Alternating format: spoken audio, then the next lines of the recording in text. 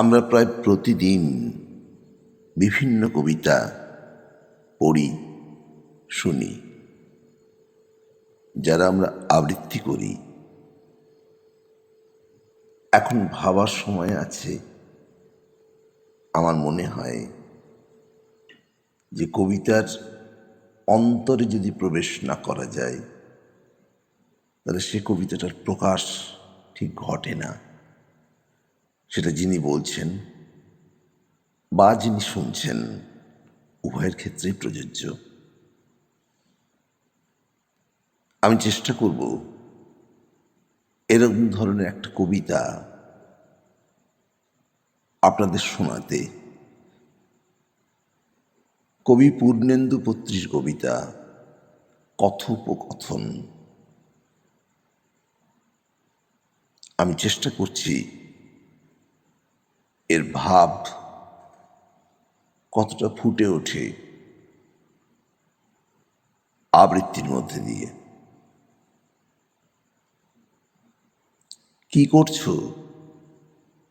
ছবি আঁকছো? ওটা তো একটা বিন্দু,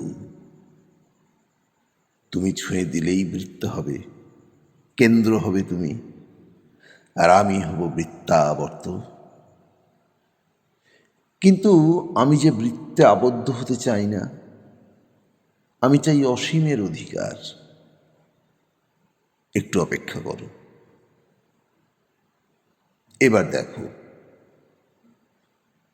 ওটা কি? ওটা তো মেঘ। তুমি ছুঁয়ে দিলেই আকাশ হবে, তুমি হবে নিঃসীম দিগন্ত, আর আমি হব দিগন্ত রেখা। কিন্তু সে তো অন্ধকার হলেই মিলিয়ে যাবে। আমি চিরন্তন হতে চাই।